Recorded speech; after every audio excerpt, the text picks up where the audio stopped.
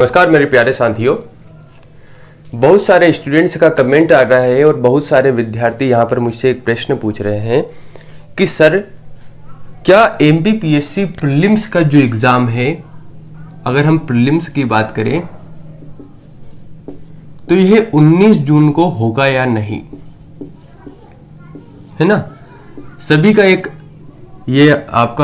एक प्रश्न है, तो मैंने सोचा कि इसके ऊपर सही से चर्चा कर लेनी चाहिए, क्योंकि बहुत सारे स्टूडेंट तो सिर्फ इसी बात को लेकर बैठे हुए हैं और तैयारी सही से नहीं कर पा रहे हैं।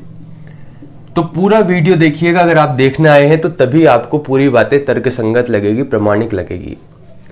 मुझे आप पहले एक बात बताइए, दो चीजें मैं लिख रहा हूं, एक तो है एग्जाम लेना,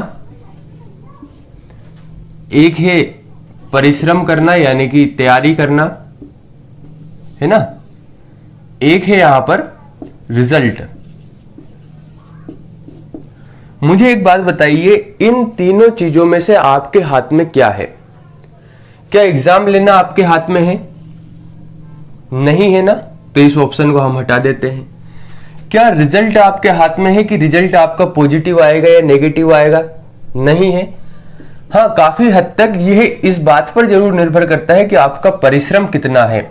आपने 80% आपका दिया, आपका 100% दिया, तो परिश्रम कितना है इस बात पर थोड़ा सा डिपेंड करता है, बाकी रिजल्ट आपके हाथ में नहीं है। जब ये दोनों बातें आपके हाथ में है ही नहीं, तो फिर आप इन दोनों के बारे में सोचकर चिंतित होते क्यों हैं? दो चीजें हो सकती है, या तो कोई परिस्थिति ऐसी है जिसे देखकर आपको लगता है कि यार ये ठीक नहीं हो रहा, तो मुझे इसमें कुछ सुधार करना चाहिए। अगर उसमें आप सुधार कर सकते हैं, उसमें गुंजाइश है, तो आप सुधार आपको करना चाहिए, वहां पर एक्शन लेना चाहिए। लेकिन परिस्थिति ऐसी है कि जहां पर आपको खुद को ही परिवर्तित करना होगा, जहां पर आप उस परिस्थिति में काम नहीं कर सकते, वहां पर आपको खुद को बदलना होगा। तो फिर वहां पर अगर आप उस परिस्थिति में उलझे रहेंगे तो फिर आपसे मूर्ख व्यक्ति कोई नहीं है। मेरे कहने का साफ मतलब यह है कि एग्जाम लेना आपके हाथ में नहीं है, रिजल्ट आपके हाथ में नहीं है, तो फिर आपके हाथ में है क्या? आपके हाथ में है केवल मेहनत करना, परिश्रम करना, है ना। हो क्या रहा है कि स्टूडेंट के मन में एक बात बैठ गई कि सर 19 जून को एग्जाम होगा या नहीं, इसके ऊपर एक डिटेल में चर्चा कर लीजिए। पहले मुझे एक बात बताइए, आप ये प्रश्न पूछने के हकदार जब हैं जब आपका जो सिलेबस है, इस सिलेबस का 90 से 95% सिलेबस कंप्लीट हो चुका है, तो फिर तो मान सकते हैं कि यार आप बड़े ही चिंतित व्यक्ति हैं, आपको बहुत ही चिंता है। लेकिन आप 20% सिलेबस आपका कंप्लीट हुआ नहीं है और आप कह रहे हैं कि सर एग्जाम होगा या नहीं।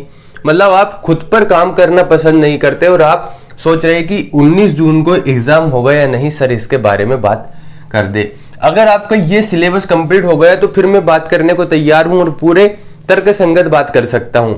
लेकिन आपका ये सिलेबस ही कंप्लीट नहीं हुआ है, 20% आपका सिलेबस कंप्लीट हुआ है, आपने मेहनत की नहीं है और आप चाह रहे हैं कि सर हमें कुछ ऐसा बतला दे 19 जून के बारे में। दूसरी बात और एक मेरी समझिए, आप ऐसे एग्जाम की तैयारी कर रहे हैं जिस एग्जाम को निकालना खुद में एक गरिमापूर्ण बात है।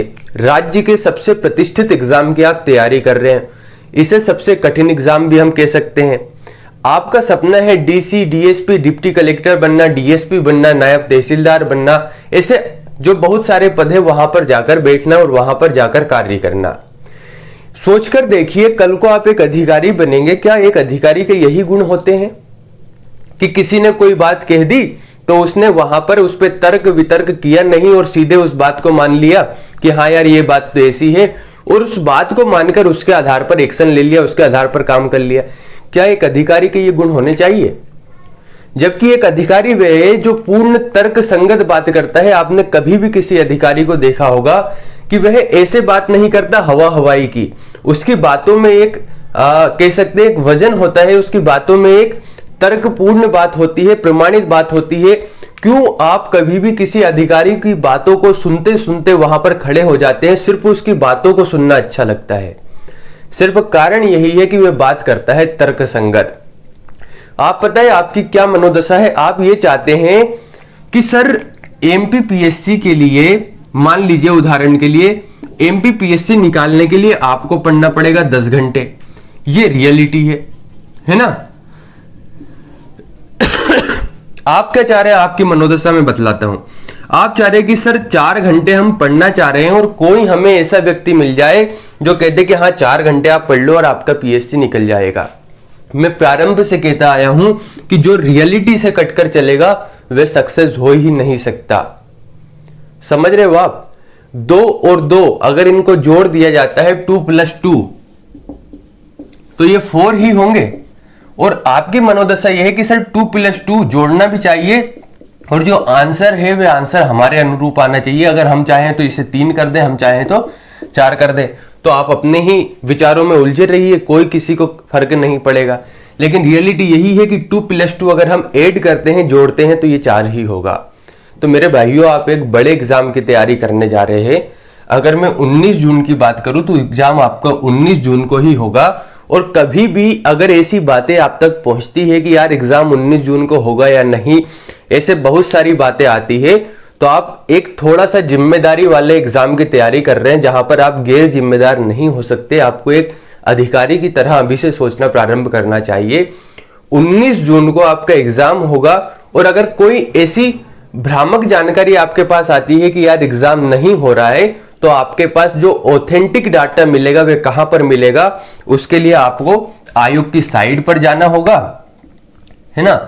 आयोग की वेबसाइट पर जाइए, वहां पर जाकर देखिए कि वास्तव में ऐसा कोई नोटिफिकेशन है या नहीं, या फिर यह सिर्फ एक भ्रामक जानकारी है। तो मेरे कहने का मतलब यह है कि इन बातों में उलझ कर ना रहिए। एग्जाम होना है और अपनी तैयारी में संलग्न रहिए। हमारे हाथ में एग्जाम लेना और रिजल्ट दोनों नहीं है, हमारे हाथ में केवल परिश्रम, मेहनत है और इस परिश्रम पर ही डिपेंड करेगा कि हमारा रिजल्ट कैसा आएगा। थोड़ा सा एक अधिकारी की तरह बिहेव कीजिए। आप एक प्रशासनिक पद पर जाना चाह रहे हैं जहां पर ऐसी जानकारियां देने वाले लोग बहुत सारे रहेंगे, लेकिन आपको ऑथेंटिक, तर्क संगत, प्रमाणित बात करना होगा। धन्यवाद।